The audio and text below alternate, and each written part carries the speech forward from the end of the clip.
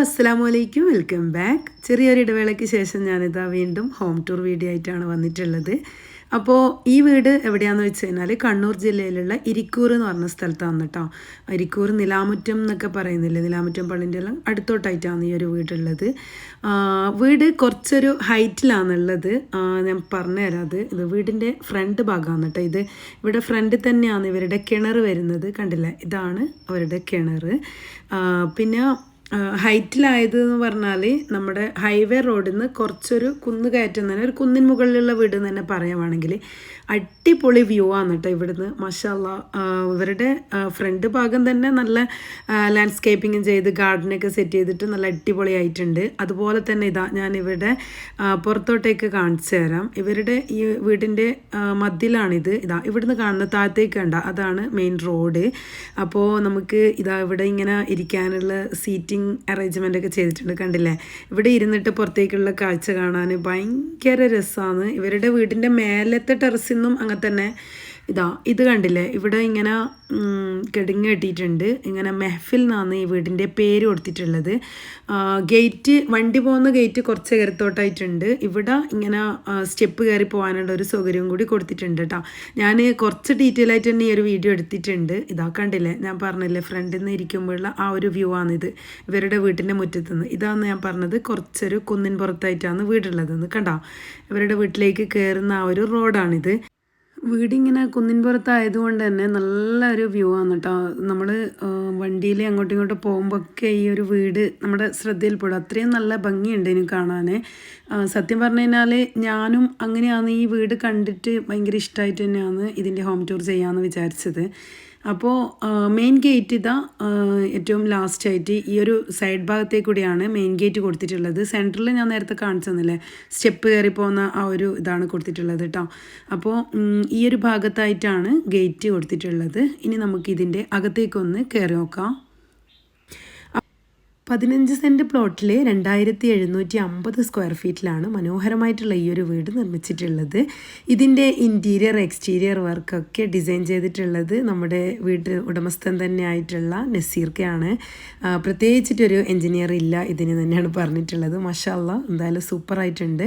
പിന്നെ ഇതാണ് ഫ്രണ്ട് ഭാഗം. ആ ഫ്രണ്ടിൽ അങ്ങനെ ഒരു ഗേറ്റ് കൊടുത്തിട്ടുണ്ട്. ഞാൻ പറഞ്ഞില്ലേ, സ്റ്റെപ്പ് കയറി വരുന്ന ഭാഗത്ത് അതാണ് സെൻറ്റർ ഭാഗമായിട്ട് വരുന്നത്. ഈ ഒരു ഭാഗത്തായിട്ടാണ് കിണർ എടുക്കുന്നത്. പിന്നെ ഇവിടെ മുറ്റത്ത് നാച്ചുറൽ സ്റ്റോൺ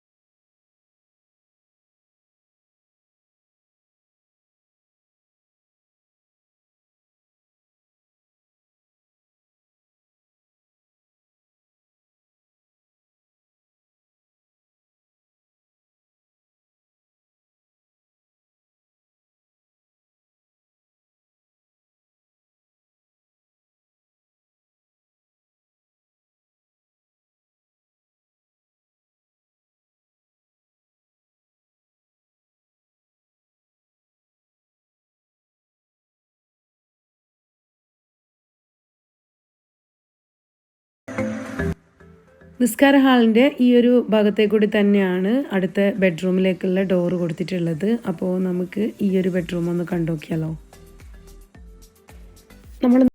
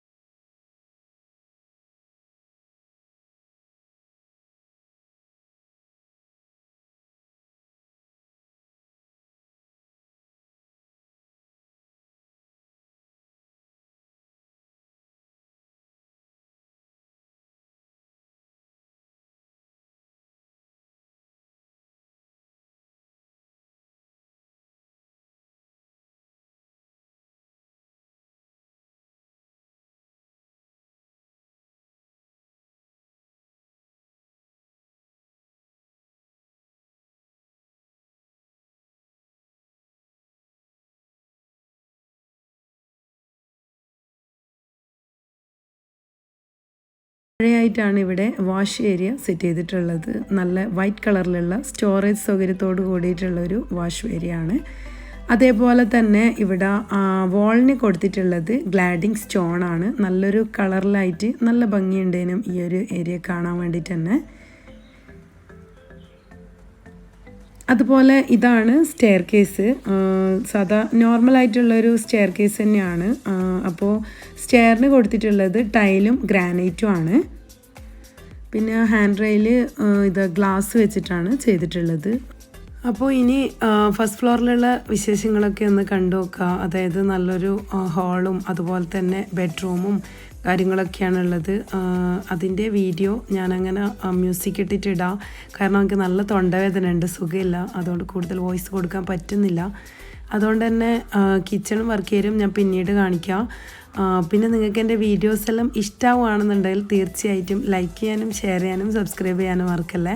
അതുപോലെ നിങ്ങൾക്ക് എന്തെങ്കിലും ഡൗട്ടും കാര്യങ്ങളൊക്കെ ഉണ്ടെങ്കിൽ കമൻറ്റ് ബോക്സിൽ അറിയിച്ചാൽ മതി. അതിന് ഞാൻ റിപ്ലൈ തരുന്നതായിരിക്കും. അപ്പോൾ ഇൻഷാ അല്ലാഹ് മറ്റൊരു വീഡിയോ ആയിട്ട് നമുക്ക് കാണാം.